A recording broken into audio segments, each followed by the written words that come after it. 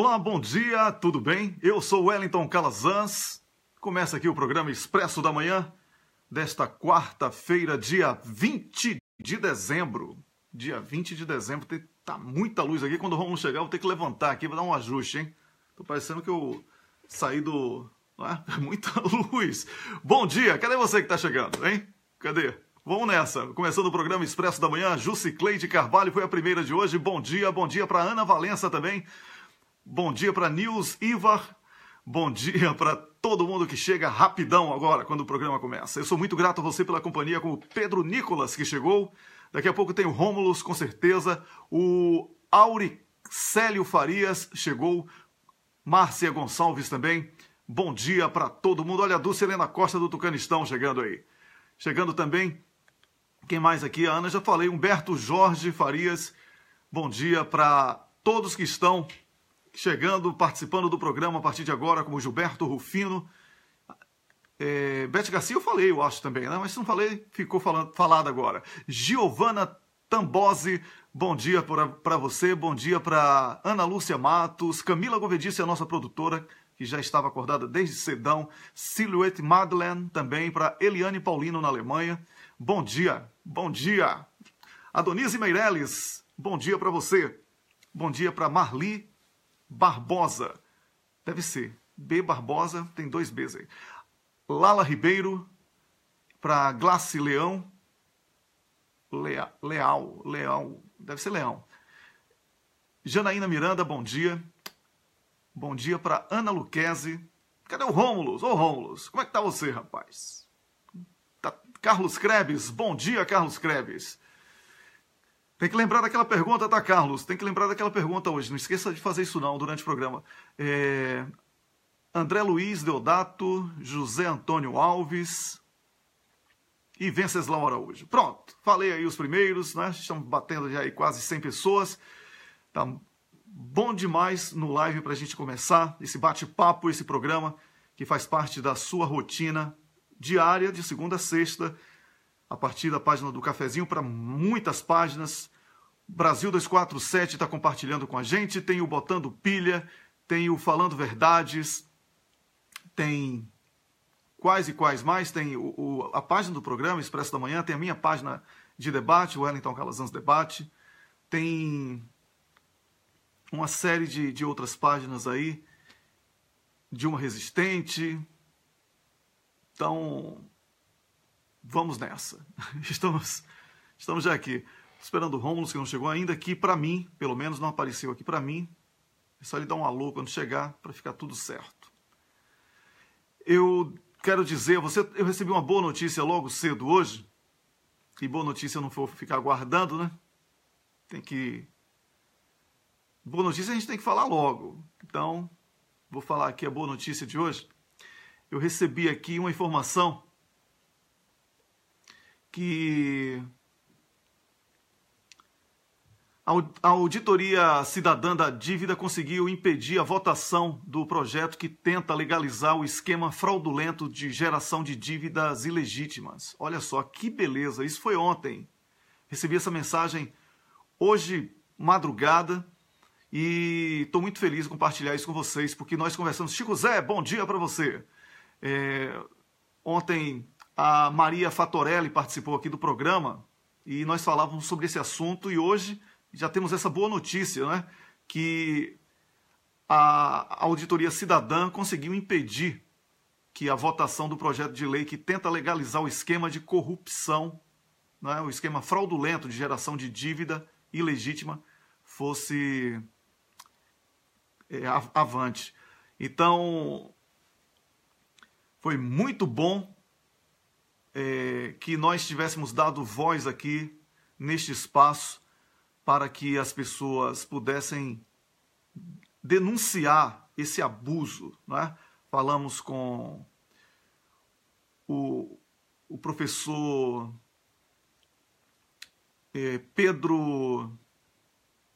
Hermes Zanetti, e também com o Pedro Rezende, e falamos também com a Maria Fatorelli sobre esse assunto aqui. Denunciamos, não é, que a auditoria da dívida o Rômulo está entrando com o login errado, está entrando com duplo expresso. A Camila tem que tirar ele aí, Camila, rapidinho, tá? Para a gente conseguir tratar desse assunto. Também, né, enquanto o Rômulo não chega, eu estou aqui lendo essa notícia para você, que foi muito, muito boa, certo? Rômulo, você está entrando com o login do duplo expresso, você não está entrando com o seu, então não tem como adicionar você, tá? Você tem que entrar com o seu perfil.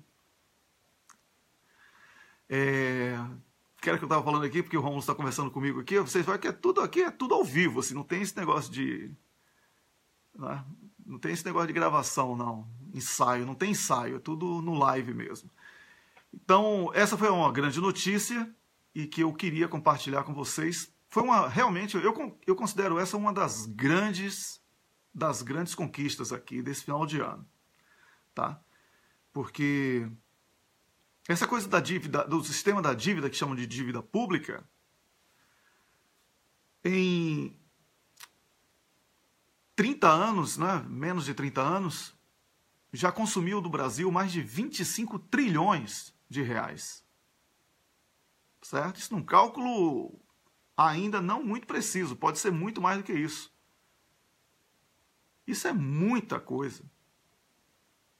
O brasileiro pagando, assim, dívidas até inexistentes, pagando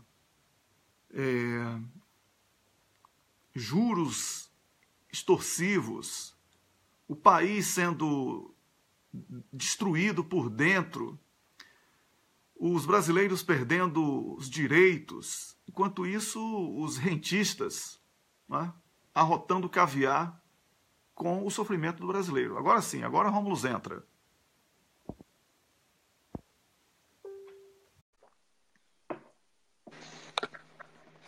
Olá, Rômulo, bom dia para você. Bom dia, Wellington. Bom dia para você que está nos ouvindo nesta quarta-feira. Que dia é hoje, Wellington?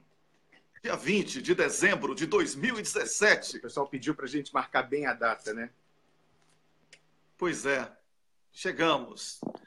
Olha, Rômulo, eu quero que você comece falando sobre um assunto que nós conversamos durante... Pode só falar mais um pouquinho, que eu vou só limpar meu óculos aqui, que está sujo. Senão não vou conseguir enxergar o texto que eu escrevi. Porque, como nós conversamos antes de entrar no ar, as coisas que nós vamos falar aqui hoje são muito sérias e a gente quer tratar com toda a responsabilidade. Então, em vez de falar de improviso, eu preferi escrever um texto que eu vou ler aqui daqui a pouco, evidentemente parando, comentando tudo, mas para manter as diretrizes daquilo que é importante que seja dito e com o vocabulário mais adequado para a situação. Então, porque como é uma situação grave e assim, né, dramática diante da quadra histórica que o Brasil vive, eu preferi tomar esse cuidado. Então, eu estou só limpando meus óculos, já estão limpos. Vou pegar aqui o meu laptop para ler o texto, que eu já mandei, inclusive, para o Wellington, para a gente ficar de acordo, que, obviamente, ele é o especialista em comunicação, não eu. Então, acho que era importante ter a visão dele antes da gente entrar no ar. Você quer que eu já comece? Pode. Quer que eu comece, Wellington? Por favor, pode começar a fazer sua leitura aí, tranquilamente. Pois não. Enquanto isso, Rômulo, eu vou ajustando minha luz aqui, tá bom? Ok. Primeiramente, a gente queria falar com relação àquele anúncio que nós fizemos na segunda-feira sobre o fim da Lava Jato. Nós mantemos tudo o que nós falamos. Só que algumas coisas mudaram nessa história. E aí eu vou passar o relato. Porque nós verificamos, fizemos toda uma cadeia de verificação com relação às pessoas que traziam essas informações, o relato, e ofereciam os documentos que comprovariam. Mas, depois que nós gravamos a entrevista, a fonte, a pessoa que tem os documentos, tá hesitante. E, assim, por responsabilidade jornalística, por responsabilidade ética, inclusive de preocupação com a segurança dessa pessoa que está no Brasil, é importante que nós nos posicionemos aqui para deixar tudo claro e mostrar que nós temos toda a preocupação, não só com a responsabilidade jornalística da informação, mas também com a própria segurança dessa pessoa. Então, eu vou passar a ler o texto que eu escrevi. nós temos entrevistas com essa pessoa, com a fonte. Eu não vou identificar novamente. Como eu disse, nós temos entrevistas de áudio, de vídeo com essa pessoa. Então, ela está resguardada de alguma forma, porque está espalhado aqui pela Europa essa entrevista na mão de jornalistas investigativos. Então, se acontecer alguma coisa com ela, a versão dessa pessoa já está salva. Mesmo que a gente não tenha os documentos, a versão já está salva. Então, agora eu passo ao relato. Nós temos essas duas entrevistas, uma de áudio de 1h30, uma de vídeo de 1h45. Nessa entrevista, a fonte relata fatos que são verificáveis por terceiros. Ainda podem ser verificadas. O relato dessa fonte, ela explica as reais motivações para atitudes que já são, inclusive, de conhecimento público. Elas são explicadas para o público de uma maneira, mas a fonte deu uma explicação que é muito mais plausível e que pode ser verificada por terceiros, pelas autoridades, pelo Judiciário, pelo Ministério Público, até é engraçado dizer isso, se eles assim quiserem. E se não quiserem, estarão prevaricando. Eu não vou falar hoje o conteúdo da entrevista. Eu vou falar isso amanhã. A gente ainda vai aguardar, mas eu estou falando a circunstância da entrevista. Nessa entrevista fica claro, atenção, fica claro o conluio entre a Odebrecht, a Polícia Federal, o Ministério Público e o Judiciário. E aí eu não falo só o juiz Sérgio Moro, é toda a cadeia do STF até chegar nele, porque a delação dos 77 executivos foi homologada num recesso pela presidente do STF, ministra Carmen Lúcia. Então, isso envolve toda a hierarquia do Judiciário. E ele mostra claramente que esses acordos, tanto de leniência como a delação dos 77 executivos, são uma fraude. E que eles foram combinados entre essas duas partes, o sistema de justiça, que tenta dar um golpe no Brasil, em cima da política, e a Odebrecht. Evidentemente que a Odebrecht ela era refém, porque estava sendo investigada, mas a Odebrecht também tem todo o arquivo. Então, a Odebrecht, na planilha, que é a original, tem ministro do STF também. Então, ali ficava uma dissuasão recíproca. Não pensem que a Odebrecht era 100% refém.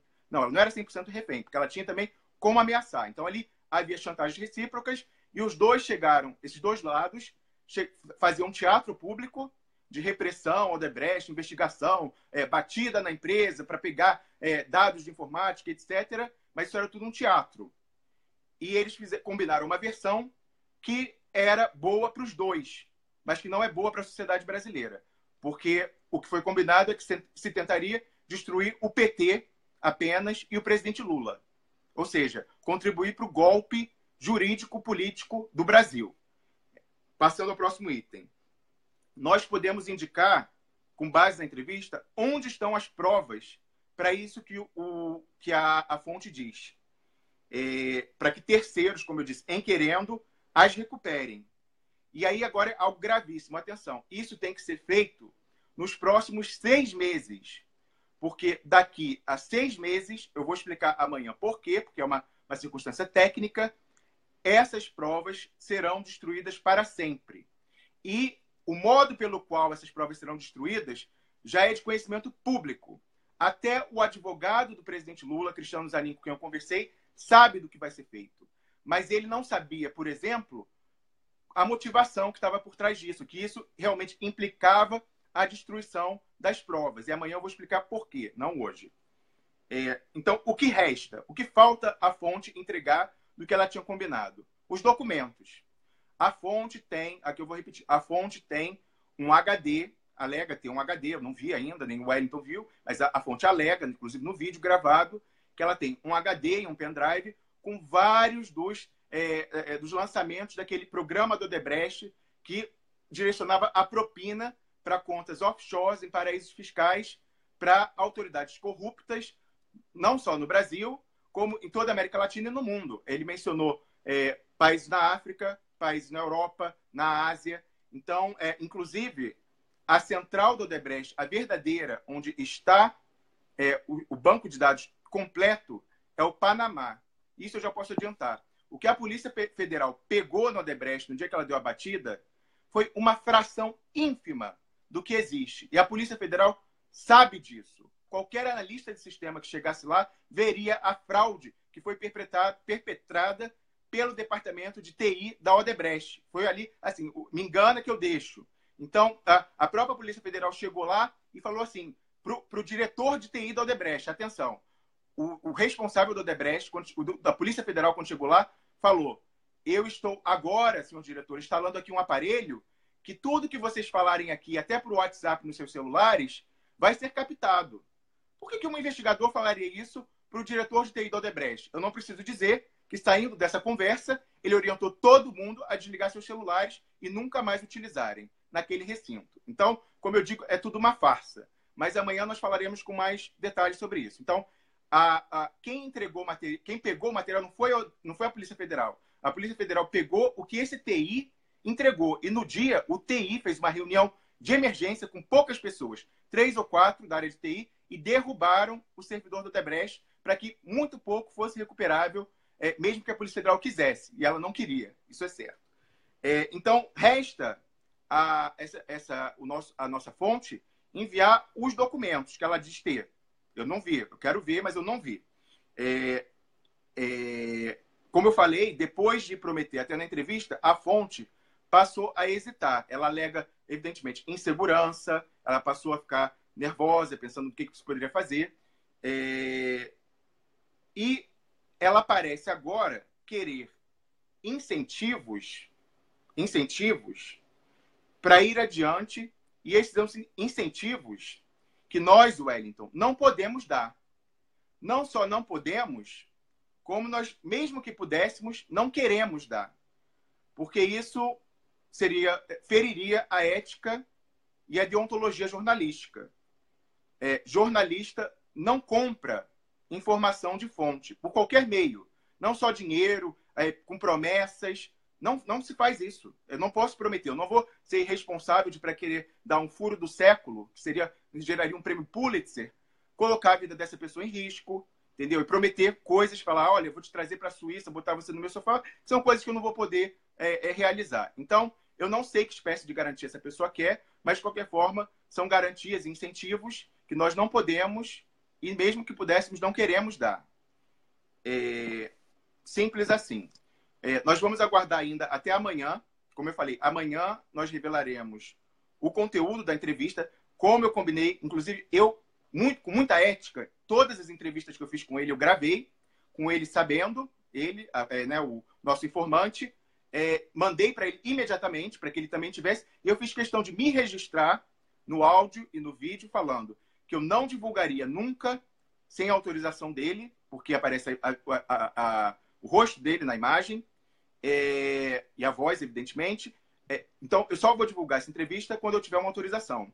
Mas, com a checagem que a gente fez da procedência da fonte, eu posso dizer que o relato dele é muito verossímil e, no mínimo, merece a investigação. Então, com base naquilo, no meu exame ético, jornalístico, ad hoc, que eu não tenho formação, mas já estou trabalhando nesse campo há quase 2 anos, com base nisso, eu me sinto confortável, dada a gravidade do que ele fala, de vir a público e relatar o que ele nos disse. Isso será feito amanhã. Então, nós aguardaremos. Nós já não estamos mais em contato com a fonte desde anteontem, porque começou essa história, vai, não sei o quê. Eu falei, Wellington, radio silence, silêncio no rádio. A gente para por aqui.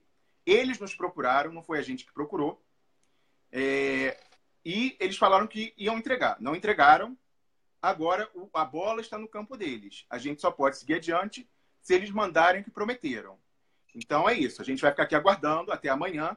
Oxalá a fonte crie juízo. Eu vou explicar por quê e mande isso para sua própria segurança e da sua família.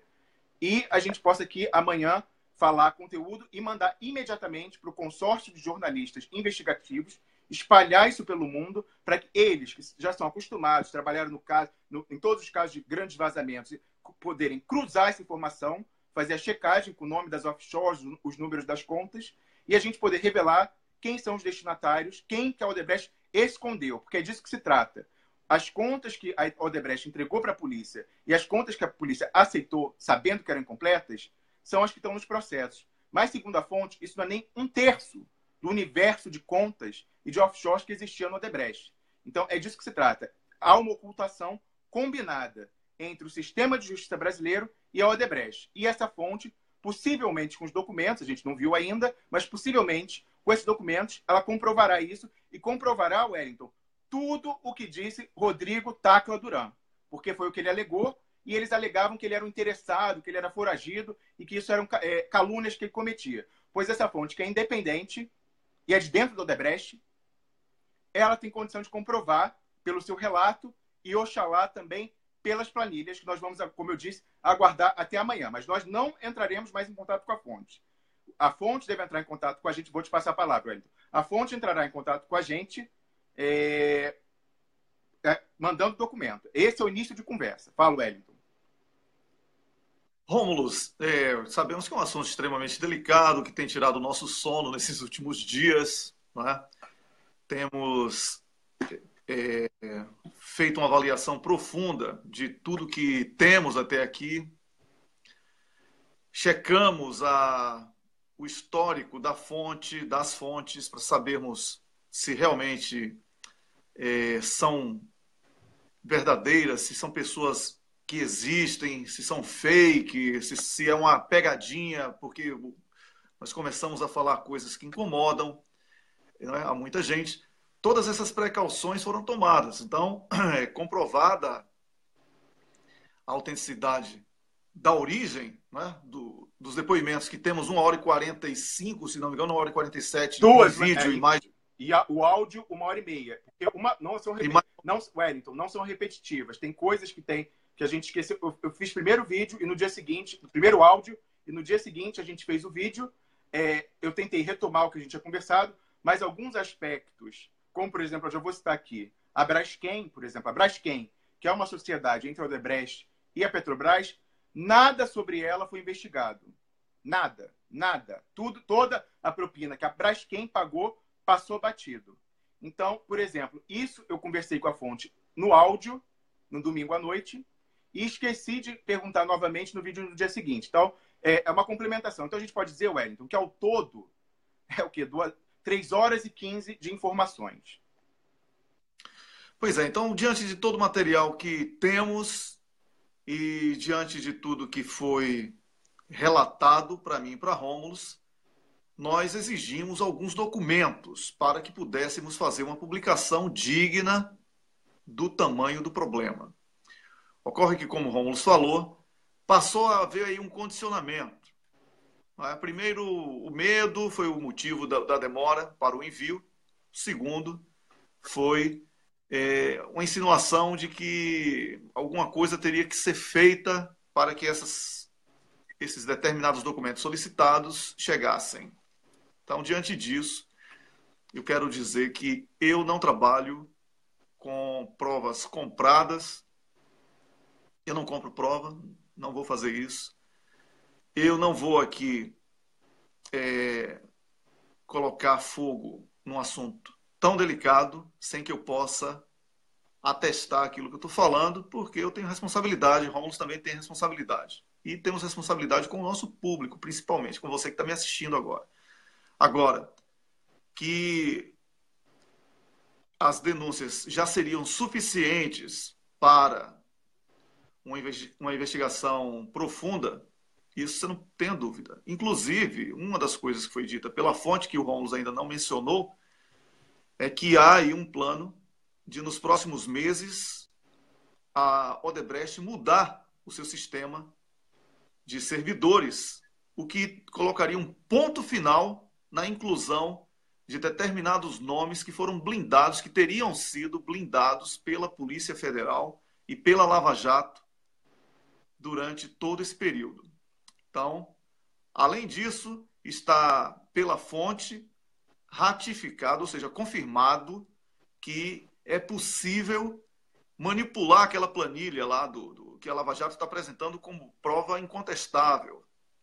Isso significa que muitos nomes que estão ali na lista e até valores podem ser produto da cabeça de qualquer um, da Polícia Federal, do Ministério Público, do próprio Sérgio Moro, ou para os serviços de inteligência que eles trabalham, dos Estados Unidos, não é? da União Europeia, de alguns países, que estão totalmente interessados na destruição da indústria pesada brasileira e da indústria de petróleo e gás, porque é esse o objetivo. Estamos aqui diante de uma invasão. Muitos brasileiros não perceberam ainda que o Brasil vive sob uma forte invasão estrangeira, e isso é preocupante, porque acreditar em instituição que não existe, que não funciona, que está representada por pessoas cooptadas ou reféns, porque cometeu crimes, estão aí hoje sob a ameaça de que se você não fizer isso aqui, você vai cair, é muito ruim, porque o Brasil é um país muito grande, como disse ontem a doutora Fatorelli, é um país muito rico, e nós temos que usar essa riqueza do Brasil para os brasileiros. Então, vamos tentar aprofundar essa questão na medida em que documentos forem atestados como dignos da publicação e dignos da confiança do nosso público. Por isso, vamos narrar aqui os aspectos mais críticos do que temos. Você imagina um depoimento de 1h47 e outro de 1h25, se não me engano, ter que ouvir isso 1 milhão de vezes o tempo todo para saber o que é que foi dito e relacionar isso com o que foi publicado e com o que está sendo publicado hoje, não é?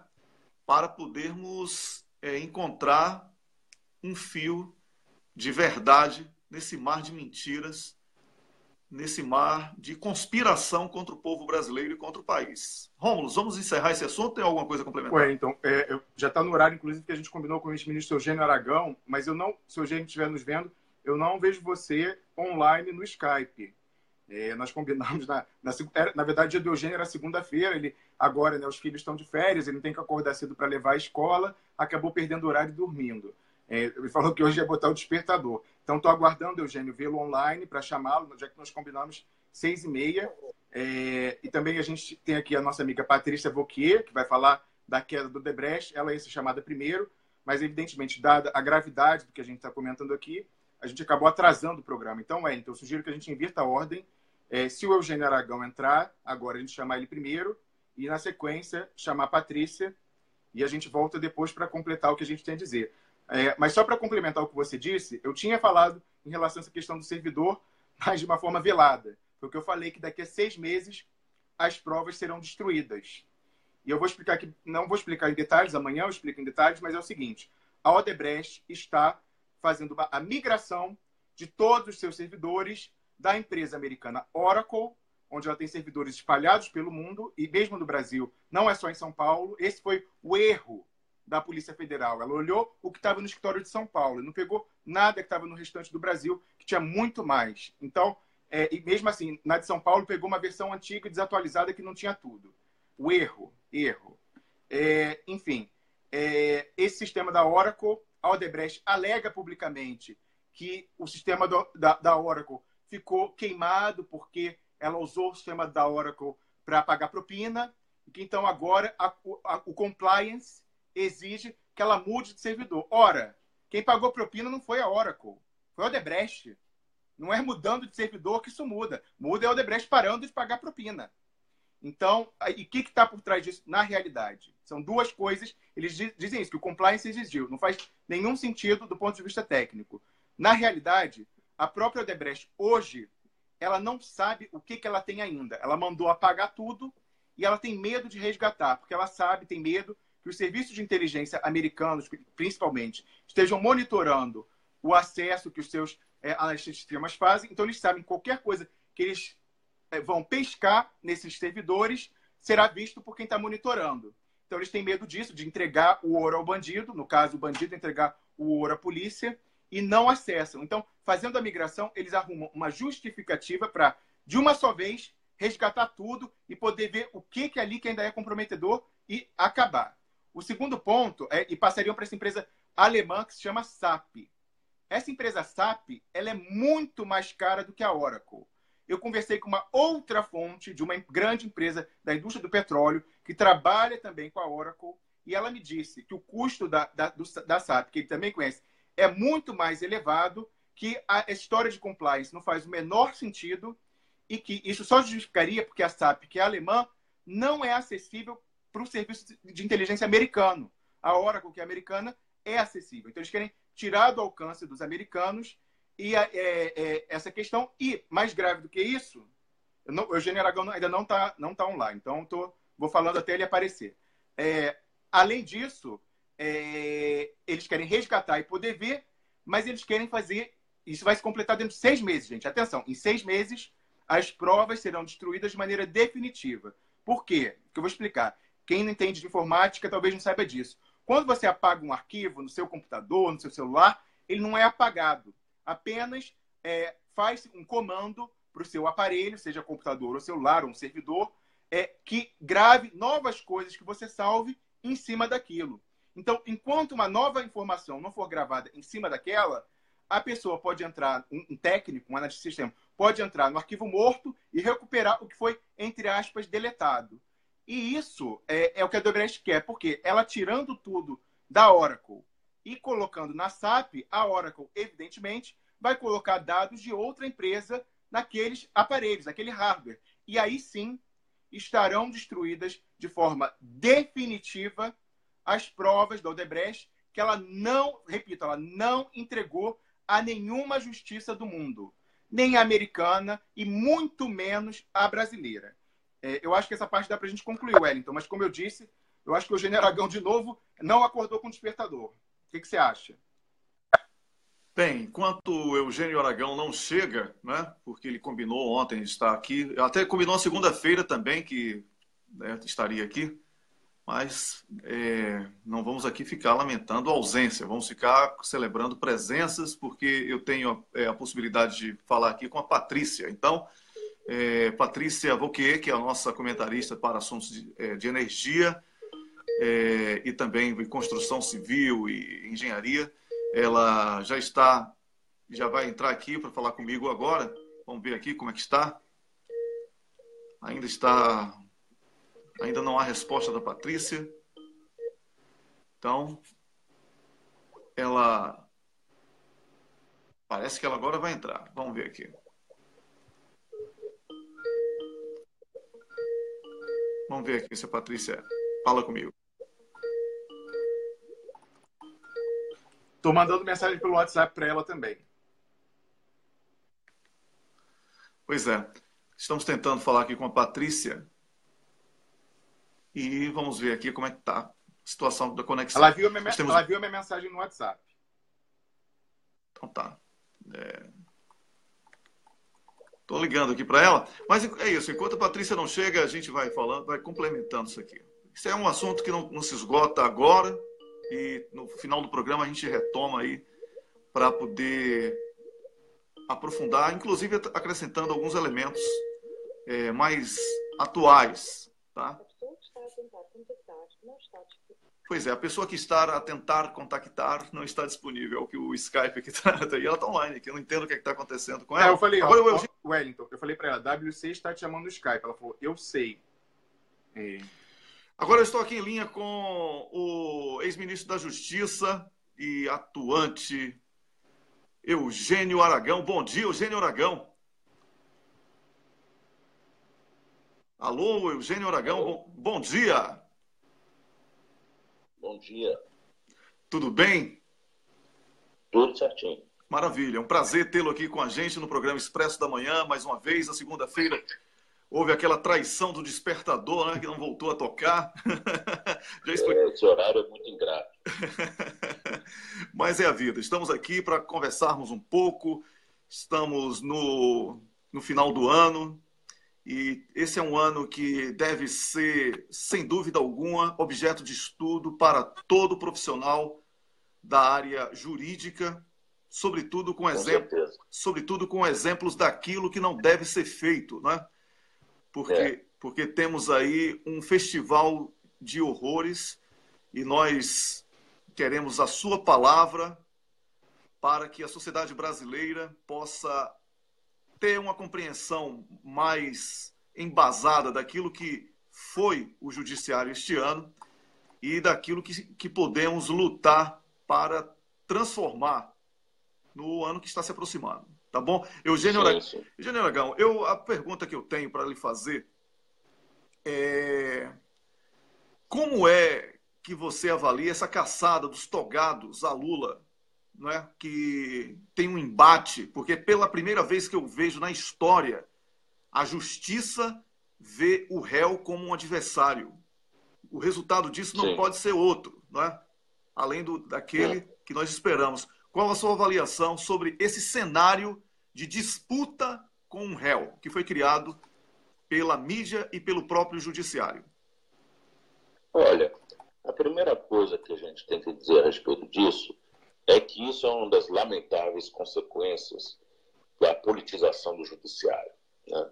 No momento que o judiciário entra na arena política, fatalmente ele vai ter aliados e adversários como qualquer ator político, né? E o judiciário politizado elegeu Lula como seu adversário, né? Ele entrou na seara política descaradamente, a ponto que a presidenta do Supremo Tribunal Federal, Carmen Lúcia, não teve problema de dizer num seminário há poucos dias atrás de que o juiz agora não fica mais parado, o juiz agora vai atrás do fato, o juiz agora tem que ser ativista, os novos tempos exigem. Quer dizer, isso é a confissão realmente de que o judiciário saiu do seu lugar. E isso, para o Estado de Direito, é extremamente perigoso.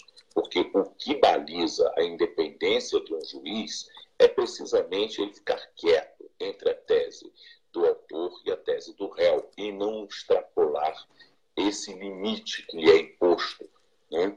É diferente, por exemplo, de um Ministério Público, que ele realmente pode ir atrás dos fatos, mas ele deve fazê-lo controlado pelo juiz e, claro, de um modo que ele, vamos dizer, respeite profundamente os limites do devido processo legal.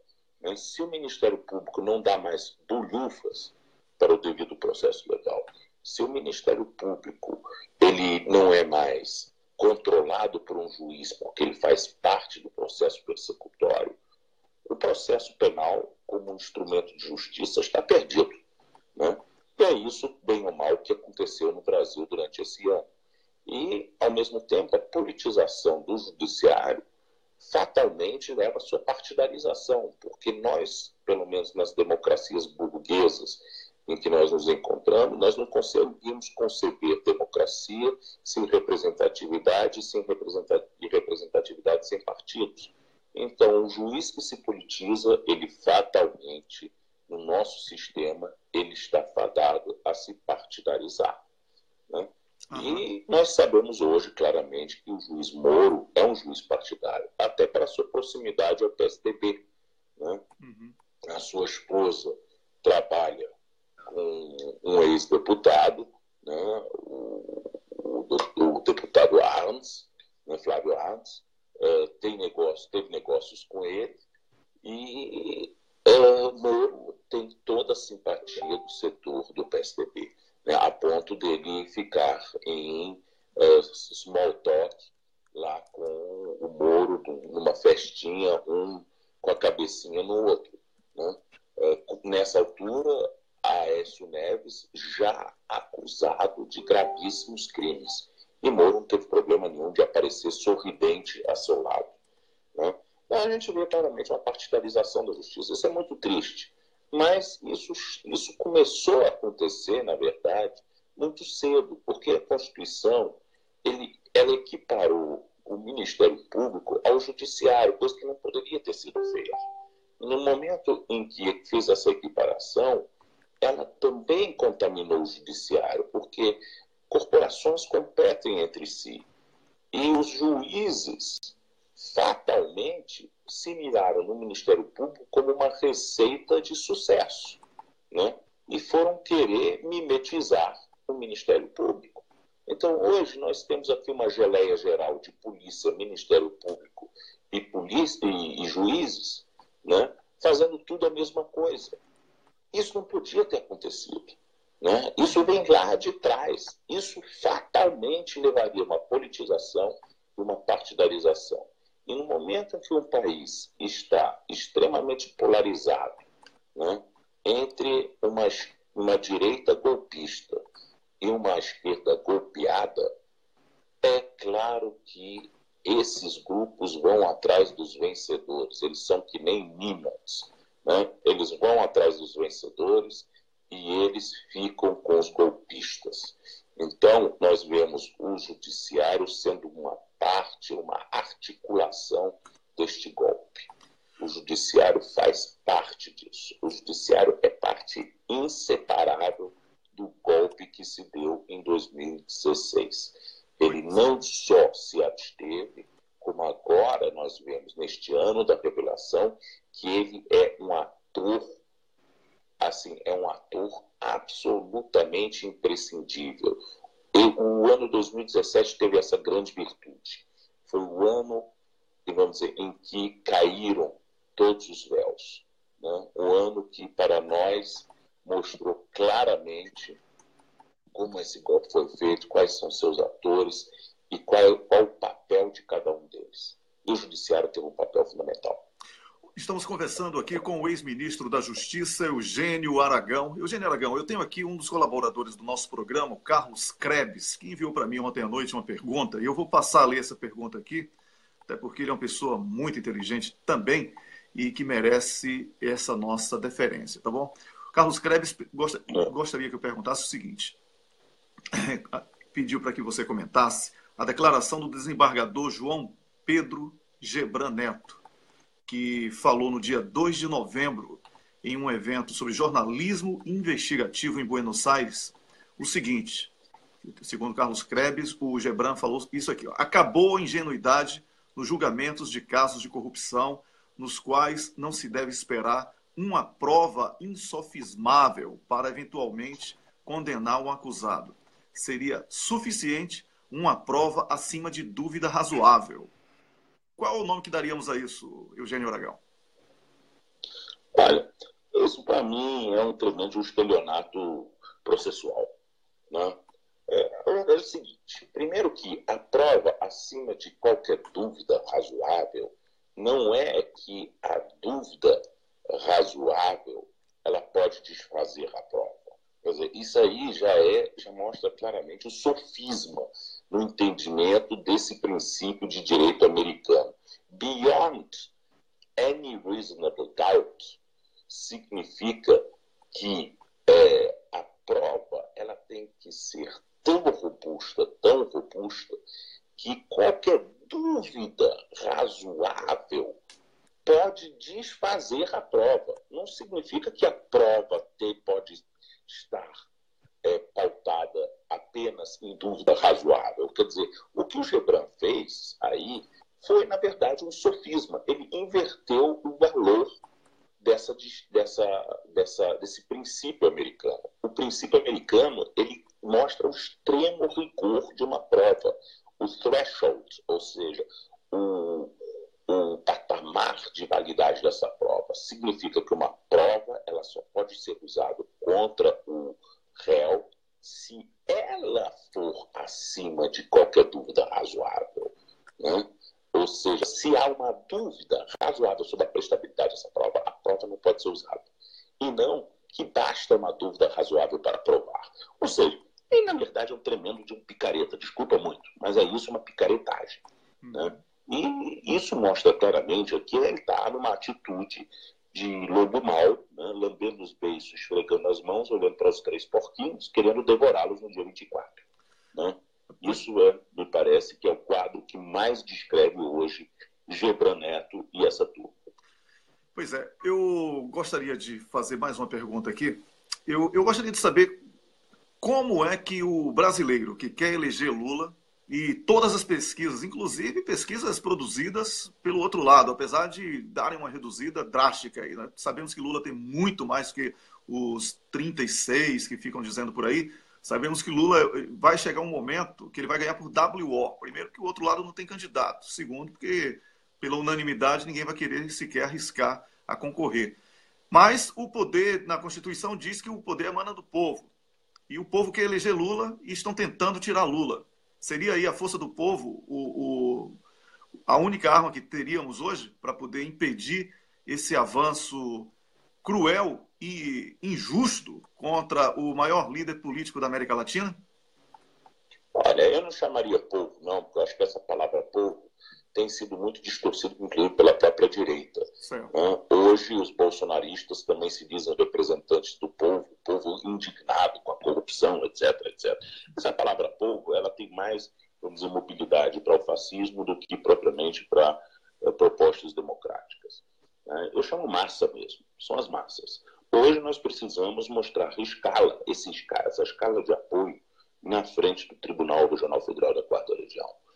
É fundamental que as pessoas compareçam neste momento dramático da vida nacional, em que querem realmente tirar do cenário político alguém que, a toda evidência, deverá ganhar essas eleições. Ou seja, o desespero da direita chegou a um ponto tal que ela usa qualquer tipo de instrumento. E ontem nós tivemos, ainda, vamos dizer, que assistir mais uma cena de caradurismo de Gilmar Mendes, encaminhando, como se ele legislador fosse, ao presidente do Senado, uma proposta de emenda constitucional. Uma emenda constitucional absolutamente mequetrefe, querendo criar a figura do primeiro-ministro para fazer com que Lula, se ele for reeleito, ele não venha a governar, ele venha apenas a reinar, feito a rainha da Inglaterra. E nós vemos claramente, vamos dizer, a tática sórdida dessa direita, a tática sórdida. Por quê? Porque essa emenda foi colocada no tempo justo para ver o que acontece no dia 24. Se Lula conseguir se safar, a emenda é arquivada. Ou seja, nenhum deputado, nenhum senador propôs a emenda, só colocou essa emenda, só brandiu a emenda para dizer, olha o que nós temos aqui. Ou seja, são pessoas que resolveram mostrar as suas armas, mostrar os seus dentes. Um dente é o dia 24, o outro dente é o semipresidencialismo. Nós estamos vendo realmente um momento em que a direita está desesperando e está usando qualquer tipo de instrumento. E falta só usar o golpe de Estado. Só que não sei se tem militar hoje disposto a isso. Esse estado de exceção vivido no Brasil não pode ser considerado assim, um novo modelo de golpe de Estado? Porque o golpe de Estado ele não é apenas um golpe militar necessariamente. No caso, o Brasil está vivendo um golpe de toga. Ou eu exagero meu afirmar isso? Não, eu acho que não. Eu acho que é isso mesmo. Não é só um golpe de toga. Vamos dizer, é o golpe dos mandatos parlamentares descarrilhados, da toga, da polícia, do Ministério Público. É isso tudo que está, na verdade, mancomunado contra a democracia. E para quê? Para fazer passar propostas que catapultam o Brasil para o atraso, como o fim das leis trabalhistas. Eles querem reduzir, se não extinguir, a justiça do trabalho. Eles querem privatizar a previdência social, querem desinvestir no setor todas as políticas públicas sociais. Eles querem vender todos os ativos nacionais, enfim, um golpe da política de terra arrasada, porque nós podemos dizer qualquer coisa sobre o golpe de 64, mas aqueles generais de 64, bem ou mal, eles estavam dentro da tradição desenvolvimentista da década de 50 e década de 60, ou seja, eles tinham um plano desenvolvimentista, ainda que, sob muitos aspectos, um plano cruel e um plano até, vamos dizer, pode-se dizer, deformado, mas eles tinham um plano desenvolvimentista dele. Essa turma que tem aqui, eles não têm plano desenvolvimentista coisíssima nenhuma, eles querem jogar o país na latrina, eles querem jogar o Brasil no lixo. Então, esse é o grande desafio dos democratas e também dos verdadeiros patriotas do Brasil nesse momento. É reagir, é dizer não, conosco não. Olha, eu estou conversando aqui com o ex-ministro da Justiça, Eugênio Aragão, para importantes esclarecimentos sobre esse momento vivido no Brasil por causa da ingerência da justiça na política brasileira. Eugênio Aragão, nós temos que falar também aqui sobre algo que tem incomodado muito aqueles amantes da democracia. O que chamamos hoje de meganhagem. Qual a sua expectativa em relação à Lei Cancellier e como poderemos impedir novos avanços como estes que têm sido narrados à exaustão? Praticamente hoje falar de política significa falar sobre direito, sobre justiça. Eu acho que todo jornalista hoje tem que ficar lendo o tempo todo, parecendo um advogado, aqueles advogados que não eram diplomados, existiam palavras, os rábulas, não é isso? Isso, exatamente, da época. Como é que vamos trazer o país à normalidade diante desse cenário trágico, onde a justiça e a meganhagem foram incorporados como cultura? Olha, o Brasil não volta à normalidade sem um grande pacto social. Ou um pacto social, ou uma revolução. Só que a revolução não parece que está no horizonte. Agora, o pacto social está com Lula. Né? Me parece que é fundamental a gente recuperar algum tipo de unidade. Porque o que acontece? A direita no Brasil, ela jogou com a polarização desde 2013. Foi a forma que ela conseguiu arrumar o golpe. Né? E aqueles que se polarizaram do lado da direita, hoje, fatalmente, estão engolindo, vamos dizer, os resultados desse golpe, né? Que é a perda de direitos, é a perda realmente de ativos, de patrimônio, que eles também estão sofrendo. Então, nós precisamos, nesse momento, realmente ter algum tipo de plano para voltar a ter uma política normalizada. Agora, pode ser até que a Lei Cancellier seja uma saída para isso, porque não tenhamos também ilusões. Né? A direita hoje está interessada em garantias processuais para os seus. Né?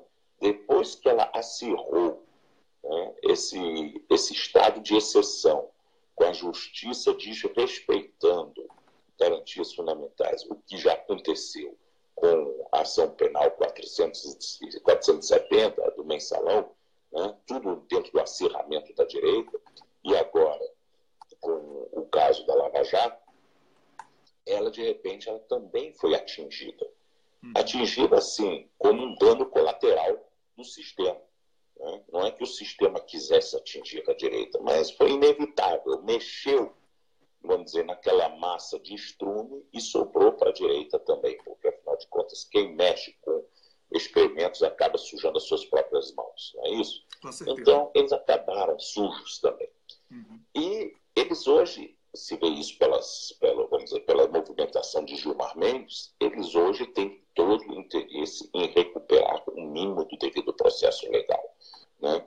Acabar com essa meganhagem que os atingiu. Não para salvar a esquerda, para salvar a sua própria pele. Né? Essa mesma direita, se pudesse, vamos dizer, acabar com os princípios só em relação à esquerda e pudesse preservá-los em relação à direita, não tenhamos dúvida nenhuma que assim faria. Né? Mas como isso não é possível diante dos olhos da opinião pública, eles precisam fingir que são imparciais, como Gilmar Mendes. Então, esse talvez pode ser um momento de fraqueza, de contradição desse golpe, né? Ele ter sido atingido. E talvez pode estar aí a chave para a gente conseguir um mínimo de unidade, né? É restaurar o Estado de Direito na justiça, que é um elemento, curiosamente, das próprias contradições do golpe, é um elemento, vamos dizer, essencial desse golpe. Então, se a gente conseguir isso com a Lei Cancellier, mas veja bem, não basta simplesmente fazer uma lei, né? Porque a lei vai ser aplicada por essa justiça que está deformada. Né? Então, a Lei Cancellier pode ser simplesmente um tiro na água se a gente não incluir mecanismos de controle social sobre a Justiça e o Ministério Público. E, fatalmente, isso tem que passar pela revisão da composição do Conselho Nacional do Ministério Público e Conselho Nacional de Justiça. E também a subordinação do Supremo Tribunal Federal ao Conselho Nacional de Justiça. Se não for assim, nós não vamos ter como segurar essa atuação destrambelhada do setor judiciário. Muito obrigado, ex-ministro Eugênio Aragão, eternamente ministro nosso, porque Dilma Rousseff, até 2018, é a nossa presidenta constitucional. Não considera, aqui no programa, aqui no programa Expresso da Manhã, não consideramos Michel Temer presidente do Brasil e consideramos Dilma Rousseff uma presidenta sub judice, já que existe como se diz, um processo que deveria ser apreciado pelo STF.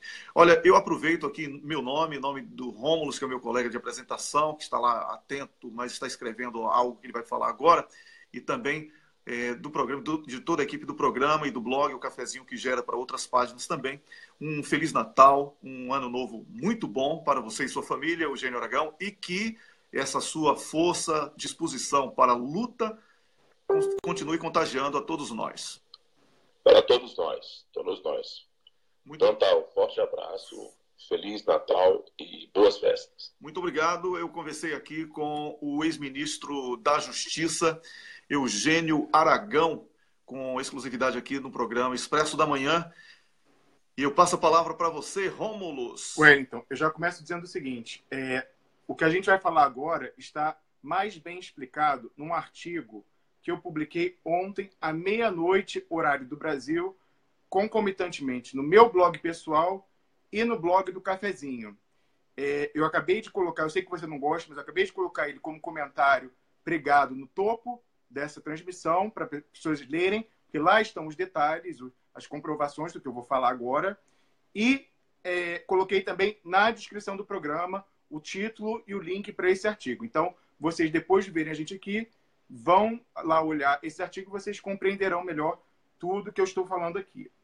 Pois então, continuando, Wellington, a gente dizia de todo o nosso dilema nessa questão da tratativa com essa fonte, que procurou a gente no sábado, desesperada, a gente prontamente tentou ajudar, lógico, tomando precauções, mas aí agora se revela hesitante. E o que é a questão? Nós, com muito trabalho, nós construímos uma reputação, né? Tudo bem, vai lá. A duras penas.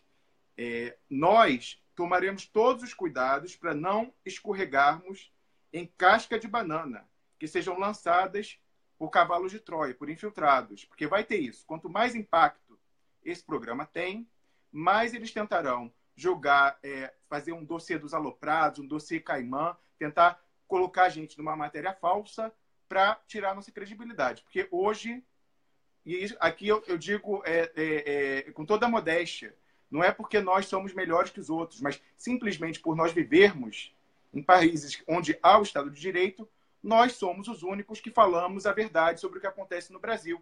Porque, como eu falarei um pouco mais adiante, Eduardo Cunha continua sendo o dono do Brasil. Ele não é só o dono do Sérgio Moro, Wellington. O que a gente comprovou de domingo para cá é que ele é o dono do Brasil. Ele intimidou um grande jornalista, e isso eu não falo com demérito nenhum. Se eu estivesse no Brasil, talvez eu também tivesse intimidado. E ele intimidou parlamentares da oposição. Ou seja, o Eduardo Cunha, a gente sabe que ele é barra pesada, ele continua mandando no Brasil. Então, só para falar, então nós não tomaremos cuidado, porque eles vão querer nos desacreditar, porque eles sabem do perigo dessa liberdade de que eu e o Wellington gozamos. E também, outra possibilidade é que pessoas tentem se aproveitar, e como sabem que a gente tem acesso a autoridades, né, acesso a pessoas, pessoas-chave na estratégia da resistência democrática, usar pessoas da base tentarem usar a gente de escada, né, para fazer a ponte e chegar nessas autoridades, ou querer aparecer, ou querer pedir alguma coisa, entendeu? Então, nós tomamos muito cuidado, nós não faremos isso, não serviremos de escada para aproveitadores. Como eu dizia, eu falava da questão do dilema ético, porque quem tem informações sensíveis em mãos, para sua segurança, assim, falava dos aproveitadores, porque uma possibilidade também que a gente inventou, lógico, a gente não sabe, a gente não conhece a fonte há muito tempo. Então, uma das possibilidades que existe, isso até foi passado por um executivo, para quem eu passei a entrevista, falou assim, olha só, essas pessoas podem estar usando vocês, que têm grande exposição, para conseguir alavancagem, para chegar ao Odebrecht e fazer o Odebrecht recomprar o HD. Então, ela ameaça, vai no Odebrecht, o Odebrecht oferece lá 10 milhões, 20 milhões, 50 milhões e compra de volta o HD. A pessoa pode fazer isso, ela é livre para fazer. Só que eu quero alertar, a Odebrecht num dia paga e no dia seguinte vai matá-la. Só quero dizer isso. É o dinheiro que vai sair muito caro. Enfim. Isso que a gente quer dizer. Se o objetivo dessas pessoas é negociar com a Odebrecht a recompra das provas que ela diz ter, que trate diretamente com a Odebrecht. Nós não serviremos de intermediários, nós não seremos usados para isso, para aumentar a alavancagem de barganha com a Odebrecht. Então, como eu falei, a gente só vai voltar a falar com essas pessoas com os documentos nas nossas mãos. Não, até lá, daqui não parte nada. Como eu falei mais uma vez, nós aguardaremos até amanhã para que a fonte envie os documentos e amanhã nós revelaremos de forma desidentificada, como nós combinamos, eu me gravei falando isso com ele, desidentificada, o conteúdo das entrevistas. Em mais detalhe, mais do que a gente falou hoje. Depois disso, a fonte que se vire. Porque você sabe, Wellington, tem uma regra número 1 no jornalismo investigativo. Você sabe isso melhor do que ninguém. Você que tem tantos amigos aí estrangeiros. Quem se sente ameaçado, a única forma de se libertar da ameaça é revelar o quanto antes tudo que ela sabe. Porque se acontecer algo a ela, se ela for morta, quem matou vai estar apenas passando o recibo de que aquela pessoa dizer a verdade. Então, a fonte é a maior interessada, não só pela questão da história do Brasil, né, que isso é dramático, isso muda literalmente. O que essa pessoa nos disse muda a história do Brasil, porque isso simplesmente garante que Lula será o próximo presidente da República. Acaba a perseguição judicial. Acabou. Então, assim, isso tem o potencial de mudar a história do Brasil. Mudar a história até, eu digo, do mundo, né? Porque a gente sabe que isso é um golpe geopolítico. Então, de repente, o Brasil recuperar pode mudar a história do mundo. Agora, essa pessoa é a maior interessada, não só por essa questão de responsabilidade política, histórica, geopolítica, mas até pela sua segurança da sua família. Porque ela só estará segura quando esses dados estiverem fora do alcance de quem os ameaça, fora do Brasil, na mão de várias pessoas em HDs offline, porque os hackers da NSA podem invadir computadores e apagar o que está online. Mas o que tem que ser feito? Isso tem que ser baixado por pessoas, várias pessoas, colocados em HDs externos, desconectados e colocados em lugares seguros. Aí eles não têm como destruir. Eu orientei já essa pessoa, a pessoa sabe isso melhor do que ninguém, porque é uma pessoa do TI, de informática, e eu acho que a pessoa é a maior interessada em nos enviar. Mas, como eu disse, nós aguardaremos só até amanhã e não retomaremos o contato até receber os documentos. Foi isso, como eu disse, essa proteção que nós oferecemos a essa fonte, pensando na segurança dela para além, né, do papel histórico, né, dessa revelação, da importância disso. Eu faço um apelo, ultimamente, que essa fonte não caia em cantos de sereia, né, oferecendo os tais dos incentivos, que podem depois revelar-se trágicos, não só para a fonte, mas para os seus familiares. Como nem o Wellington queremos sangue nas nossas consciências, amanhã a gente virá público com tudo o que a gente sabe da entrevista. Porque isso não deixará de ser uma proteção para essa, mesmo involuntária, mesmo que ela não queira, é uma proteção para essa fonte. Porque, ainda que menor, uma proteção muito menos eficaz do que ter a posse dos documentos, potenciais interessados no sumiço dos dados saberão que a entrevista gravada com a fonte, saberão o conteúdo dessas entrevistas, né, 3 horas e 15 de revelações, e saberão que isso está fora do seu alcance, porque a gente, como eu falei, esse áudio que nós fizemos, nós já fizemos isso, já espalhamos e já estão em HDs offline. Então, isso não tem mais como apagarem. É alguma proteção, mas é evidente que os documentos resta sendo fundamental. Mais segurança do que isso, só com os documentos, como eu falo, né? E mais do que isso, nem eu nem o Wellington podemos oferecer. E nós, como eu disse, nós esperaremos o dia de hoje para... Não adianta ser durante a madrugada, porque nós vamos dormir e acordaremos amanhã já com o programa pronto, com as revelações. Então, vamos assumir que a pessoa realmente não quis ir adiante. Então, a gente tem que receber isso em tempo hábil hoje para avaliar o que tem ali e seguir adiante. Se a gente não receber em tempo hábil de analisar ainda hoje, lembrando que nós estamos na Europa, portanto, estamos 3 horas para frente, amanhã nós lavaremos, infelizmente, eu não gosto do papel de Pôncio Pilatos na Bíblia, Wellington, mas a gente é forçado. Nós seremos forçados a lavar as nossas mãos e continuaremos aqui torcendo, rezando, eu que sou uma pessoa, sou católico, para a segurança dessa pessoa e da sua família, dos seus filhos pequenos, enfim. Tá, ok. Como eu falei, amanhã nós revelaremos o conteúdo da entrevista e eu vou repetir mais uma vez, de forma desidentificada, como eu combinei com a fonte. Oxalá, é a minha última palavra dirigida à fonte, eu vou passar ao próximo assunto. Oxalá a fonte tenha juízo e pense o que é melhor para si, para sua família e para o Brasil. Você quer fazer algum comentário, Wellington? Olha, eu tenho a dizer que tudo isso que você está falando tem sido fruto, ou melhor, é fruto do que nós temos debatido sobre as informações que recebemos, né? Inclusive, já tem outros profissionais de outras áreas, e comunicação, TI, que trabalham, que atuam comigo em determinadas ações, que estão totalmente prontos para dar o devido suporte a essas provas e esses conteúdos que nós já temos conosco.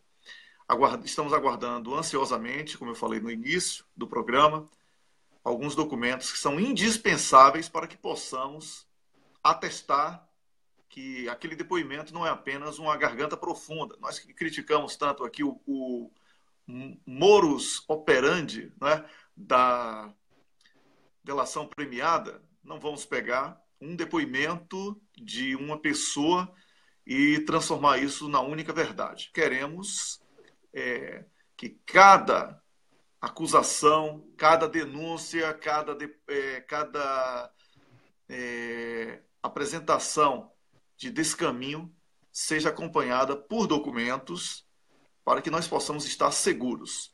É muito difícil, Rômulo, e você que está me assistindo, é muito difícil um blog se manter, porque não existe verba, não existe incentivo, não existe pelo contrário, processos contra os jornalistas, intimidação, existe uma perseguição implacável, existem comentários de inimigos e de potenciais colegas que ficam falando que vocês não deveriam fazer isso, cuidado com aquilo, isso tudo é obstáculo. Wellington, nos últimos dias, autoridades da oposição tentaram, de uma maneira sutil, mas bastante clara, nos dissuadir de seguir adiante, tratando do tema que nós vamos falar agora, que é que Eduardo Cunha é o dono, continua sendo o dono do Brasil. Eu fiquei, de certa forma, chocado, mas isso demonstra o poder de Eduardo Cunha. Ele consegue intimidar um jornalista do tamanho de Luiz Nassif e ele consegue intimidar parlamentares da oposição. Eu, mais do que nunca, Wellington, estou feliz de não estar no território brasileiro. Porque eu não julgo essas pessoas, não. Não julgo. Talvez se eu estivesse lá, eu também tivesse sucumbido. O que a gente tem que fazer é libertar o Brasil de Eduardo Cunha. Ele é o dono, Sérgio Moro é seu refém, e ele está intimidando até parlamentares da oposição, que fizeram chegar recados a gente de Eduardo Cunha, tentando nos dissuadir de continuar com essa história. Então, agora eu vou passar a esse tema. Eu, inclusive, já mudei. Diga. Eu queria só lembrar uma coisa, até porque nós falamos há pouco com o ex-ministro Eugênio Aragão, e eu falei com ele que um golpe não precisa ser necessariamente militar, não é? Então, dentro de um estado de exceção, que é o que está sendo vivido no Brasil agora, o Brasil, atenção, é muito importante que você interiorize, internalize, né, essa informação. O Brasil vive hoje um estado de exceção. Esse papo furado de que as instituições estão funcionando normalmente, isso aí é conversa para boi dormir, para legitimar o assalto a que o país está submetido. O Brasil está sob um estado de assalto. O Brasil tem um assalto em curso no território brasileiro. Esse assalto é de usurpar direitos dos cidadãos e de destruir a soberania nacional. Então, a forma de opressão e de repressão, ela se consolida de diferentes maneiras. Antes foi com as armas, agora com a toga. Diante disso, Rômulo, eu vou ser rápido agora para concluir. Tem que correr. Os jornais e jornalistas do período da ditadura militar escreviam receitas de bolo, escreviam amenidades para mostrar... Poemas de Camões também. Isso, poemas de Camões, para, de uma forma explícita, mostrar que havia ali censura ao que realmente interessava. A minha suspeita, que eu estou fora do Brasil, eu não tenho como dizer que jornalistas estão com um rifle ou com uma caneta de acusação, é que alguns artigos que estão sendo escritos no Brasil, e o mais recente, o que Rômulo passa a descrever, sobre o comportamento exemplar de Cunha na cadeia, só pode ser uma forma de denunciar, é um grito, só pode ser um grito Socorro. de um jornalista. Socorro. É um grito de socorro de um jornalista que está sob ameaça, porque não é possível que alguém aqui no jornalismo brasileiro ignore que Cunha manda no Brasil hoje, de dentro da cadeia. Se quer dizer, atenção, eu já vi cabeça de bacalhau em enterro de anão, mas eu nunca vi uma foto de Cunha preso. Nunca. Wellington, quando eu soltei o artigo, o leitor que leu na hora tuitou e eu retuitei dizendo o seguinte: não tenha dúvida, depois desse programa, eles vão vazar uma foto feita no Projac, com o Cunha de uniforme listradinho, dizendo que está preso, abatido e limpando privada, como o Nassif descreveu. Certamente ajoelhado com uma escova de dente limpando privada, para tentar comprovar que ele está preso. Mas, como você já disse mais de uma vez aqui, você recebeu de uma fonte que eu também conheço, que é assim, a gente coloca a mão no fogo, e ela disse que Eduardo Cunha não está preso. Não está preso. Ele queria a liberdade que ele comprou de Sérgio Moro, tacladurando o relatório da CPMI, era para ele poder voltar a aparecer, poder voltar a ir a shopping, poder voltar a frequentar os melhores restaurantes com a senhora Cláudia Cruz, porque hoje ele vive como um clandestino no Brasil, mas não está na cadeia. Pois é. Agora a palavra é sua, Rômulo, porque daqui a pouco temos que terminar o programa. Vamos embora, vamos acelerar. Essa sessão eu intitulei A Força que de Eduardo Cunha e a possível... Esse é o título do artigo. Né? E é possível infiltração no nosso campo. E aí agora eu digo, infiltração não necessariamente de pessoas com más intenções, mas pessoas sequestradas, pessoas sob ameaça, como nós desconfiamos que seja o caso, infelizmente, do jornalista Luiz Nassif e também desses parlamentares que tentaram nos dissuadir. Wellington, vou ser o mais objetivo possível. Então vamos lá. Eu queria dizer que eu dormi muito pouco essa noite, eu dormi menos ainda do que na segunda-feira, eu dormi apenas 1 hora, para justamente poder estar aqui hoje e falar o que eu estou falando. Mas eu me vi obrigado a não ir dormir e escrever aquele e-mail, porque eu publiquei ele meia-noite, eram 3 da manhã aqui. Eu me vi obrigado a escrever e divulgar um artigo que foi muito trabalhoso e que foi também difícil de escrever. E vocês, lendo ele, vocês claramente vão entender por quê.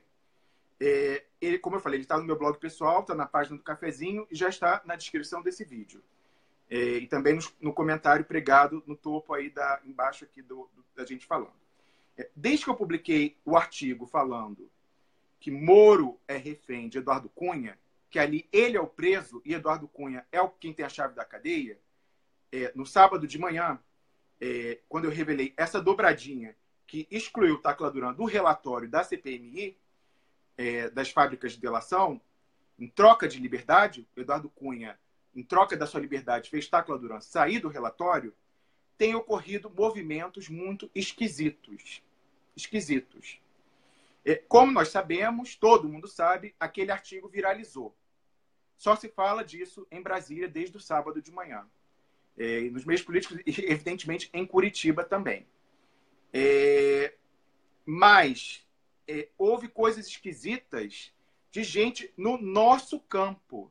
E aí eu coloco nosso entre aspas, assim, porque será que é nosso? Será que tem gente infiltrada? Mas eu acho, eu estava com esse pensamento, mas assim, o Wellington, na sua sabedoria, antes da gente entrar no ar, me lembrou desse exemplo da ditadura, de quando as pessoas, os jornalistas, para tentarem passar o recado de que não podiam publicar, colocavam receita de bolo e poemas de Camões. Então, eu acredito também que seja isso. As pessoas estão dando gritos de socorro.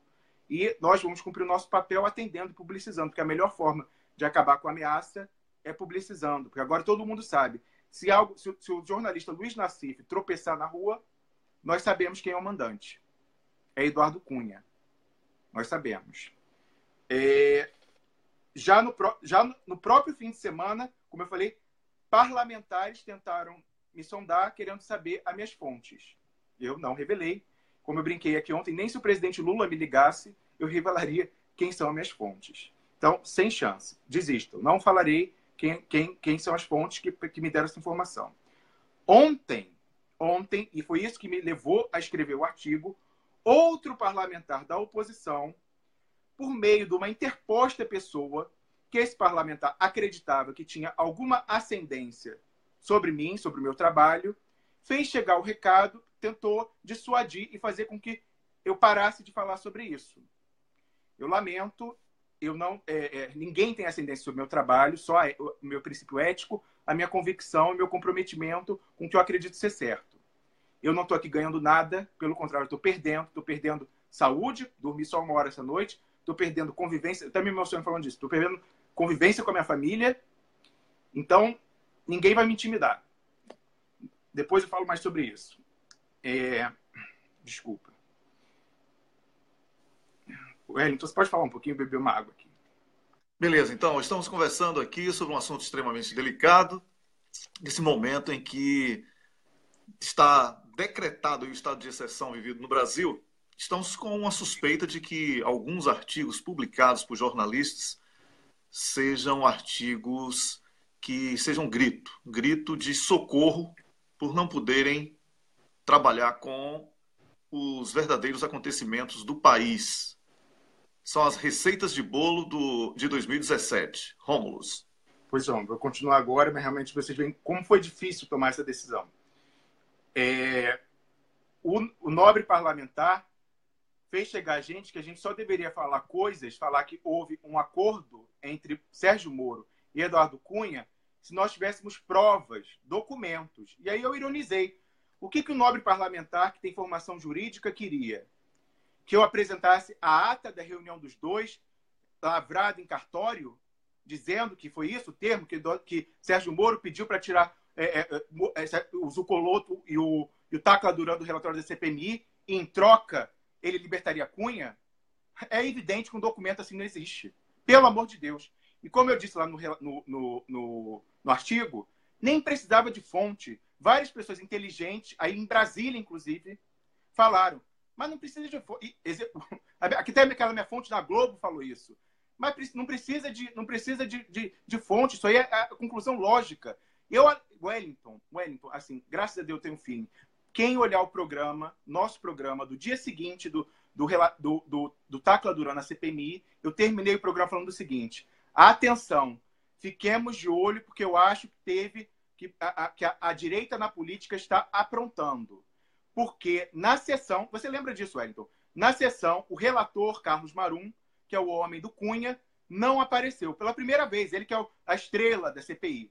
O presidente, o senador lá, eu esqueço o nome dele, sempre senador pelo Pará, não apareceu e só estavam presentes parlamentares do PT, notadamente o senador Paulo Rocha e os deputados Vadir Damus e Paulo Pimenta.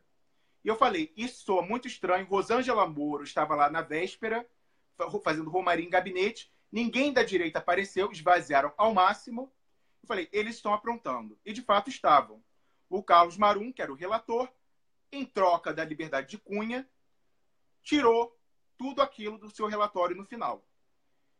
E, infelizmente, o que parece o impacto que teve essa revelação que eu fiz, como eu disse, é a consequência lógica, já que Marum é um homem do Temer, e Temer controla o Congresso e a CPI, a conclusão lógica é que houve um acordo. E não precisaria nem de fonte, mas eu tive fonte. Mas é a consequência lógica.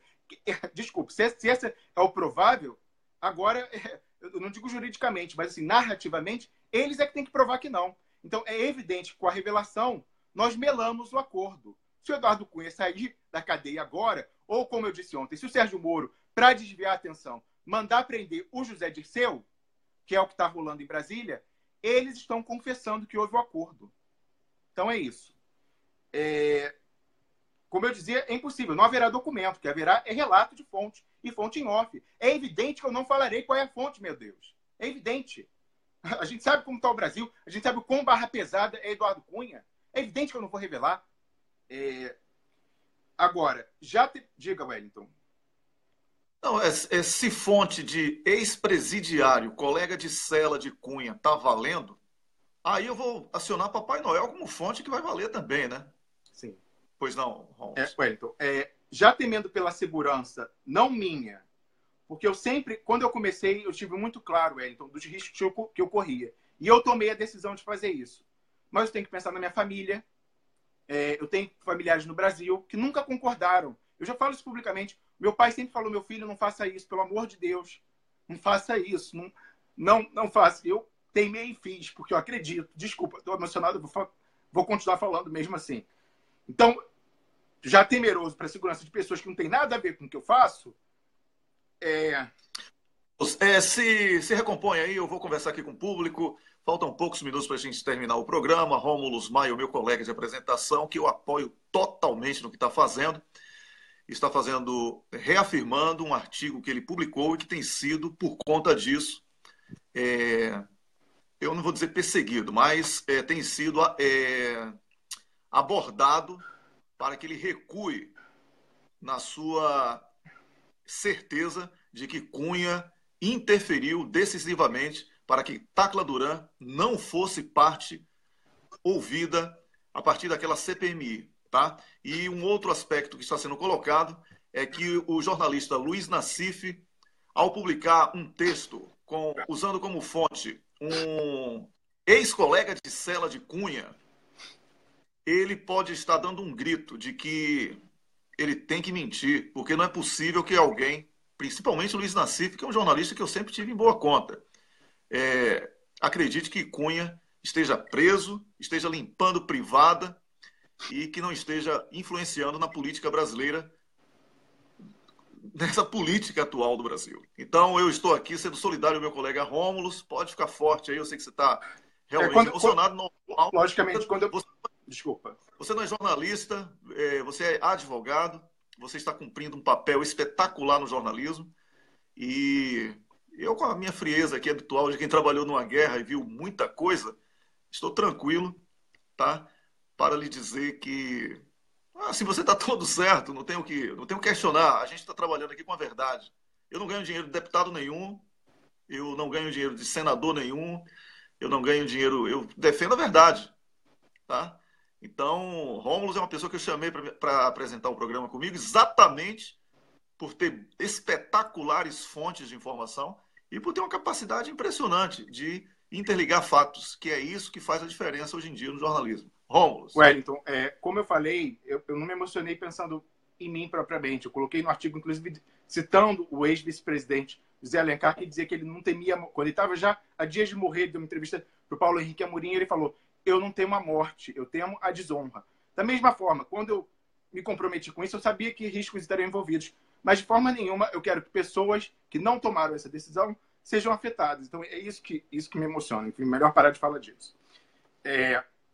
O estopim para o artigo publicado pelo Luiz Nassif ontem, às 16 horas, esse foi o estopim para eu escrever o artigo. Como você disse, eu estranhei muito aquilo, eu falei, não, esse artigo é uma resposta ao meu artigo de sábado.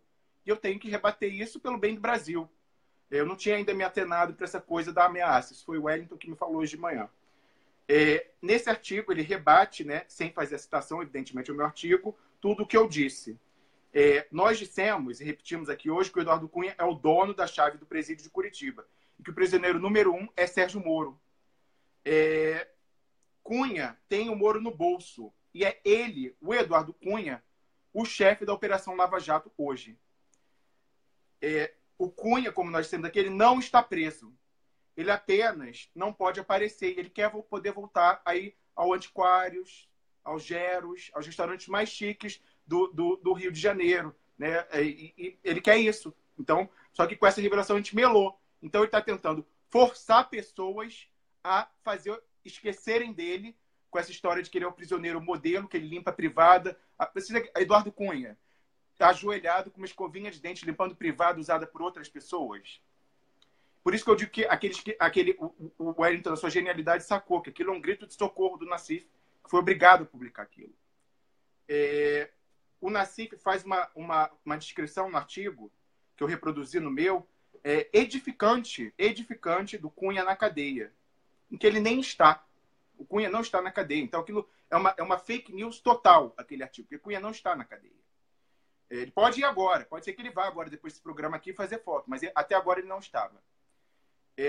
O artigo do Nassif, que é de todo esquisito e com fonte tão em off quanto o meu artigo, se a minha off, a do Nassif também é off, mas a minha, pelo menos, é verossímil. A dele, a gente vê que é um relato literário de realismo fantástico. Ele faz um relato da vida na cadeia de Curitiba que mais parece coluna social. Ele fala do Eduardo Cunha distribuindo comida, limpando, falando com as pessoas, com Palocci, limpando privada. Pelo amor de Deus, aquilo ali só pode ser ironia. E ele fala do Marcelo Odebrecht, que o Marcelo Odebrecht, eu já vou terminar, Wellington, que o Marcelo Odebrecht fazia ginástica e tal, aquilo ali parece uma coluna social, aquilo em nada lembra o talento, né, a visão estratégica do jornalista Luiz Nassif. Como aquele artigo é totalmente atípico, e como disse um leitor, parece escrito pelo Dedê, a gente só pode crer que aquilo é um recado que o Luiz Nassif tenta mandar para as pessoas. E vocês vejam lá que eu respondi no próprio artigo do Nassif, deixei meu comentário lá, mas está tudo reproduzido no meu artigo, que está no cafezinho, está aqui na descrição do programa. Então, amigos, para terminar, eu não vou poder falar tudo que eu ia falar, mas cerrem as fileiras, porque 2018 vai ser muito mais pesado do que a gente temia. Pelo que a gente vê, não é só em Curitiba que o Cunha continua sendo chefe. Eu vou correr, Wellington. Eu não tenho dúvida, por exemplo, que nesse exato momento estão devassando as nossas vidas, Wellington, para tentar fazer um dossiê. Só que sinto muito, não tem nada que vocês possam encontrar. Eu brinquei que o único fraco que eu tenho é o meu amor por chihuahuas. Eu já tenho 5, já está de bom tamanho. Lula, presidente Lula, pelo amor de Deus, abre o seu olho. Abre o seu olho. Tem muita gente infiltrada, gente que quer vê-lo pelas costas, mesmo no PT, que prefere vê-lo na cadeia, porque sabe que você na cadeia vai eleger uma bancada de deputados de 250. Então, fica atento, que tem pessoas que você acha que estão lutando pelo seu bem para vê-lo presidente, mas é o contrário. E eu quero vê-lo presidente, Lula. E eu quero agradecer, eu tenho que agradecer, desculpa, a sua confiança, a sua lealdade e a maneira como você sempre me tratou. Eu só tenho a agradecer e como foi importante, quanto eu aprendi com você nesse curto tempo de convivência. E eu não teria chegado a esse resultado sem a nossa colaboração. É uma honra trabalhar ao seu lado, ao lado da Camila Govedice, nossa produtora. E, como eu falei aqui, eu já tratei da questão da receita de bolo, né, que é a ameaça, tudo isso a gente já falou, eu ia falar sobre isso. Dos parlamentares da oposição, que também estão intimidados, tentaram nos dissuadir. Como eu falei, se acontecer algo ao Nassif, a gente já sabe quem são os mandantes. Juiz Sérgio Moro, Dedê, Eduardo Cunha, os ministros do STF, e quem pagou o pistoleiro foi a Odebrecht. Só para terminar mesmo, Wellington, se eu não estiver aqui em 2018, por motivos alheios à minha vontade, eu quero que vocês saibam que essas mesmas pessoas que serão os mandantes são as pessoas que não querem ver Lula na presidência. E se eu não estiver aqui, eu peço que no meu lugar vocês elejam Lula. Olha, para mim o cocô do dia é o estado de exceção vivido no Brasil. E para você, Rômulo? Também. Então pronto. Então, cocô do dia, o estado de exceção, denunciado aqui, não apenas por mim e pelo Rômulo, mas como pelo ex-ministro da Justiça, que confirmou aquilo que estávamos falando ao longo do ano. Foi praticamente um balanço do que falamos aqui durante todos os programas, que o Brasil vive um estado de exceção e agora atingindo níveis cada vez mais agudos, porque a cabeça de Lula que está em jogo, dia 24 de janeiro, tá? E com isso, muita gente está com medo de uma reação popular. É povo na rua e proteger Lula. Cocô do dia, não vou botar música, não merece. Cocô do dia aqui, o estado de exceção vivido no Brasil. Peço desculpas aí ao pessoal por Patrícia Vauquier não ter entrado hoje, um probleminha aí, não podemos colocá-la. Volta na sexta. Volta sexta. Sexta-feira ela estará aqui com a gente e o Leonardo Atush no Brasil 247 continua mandando informação para você que gosta de estar bem informado. Eu vou para lá assistir também. E chegue lá dizendo que estava assistindo ao Expresso da Manhã aqui no Cafezinho. Obrigado a todos que compartilharam, curtiram, continuem fazendo isso. E o nosso trabalho volta amanhã às 6 da manhã. Um grande abraço e um ótimo dia para você. Tchau, tchau.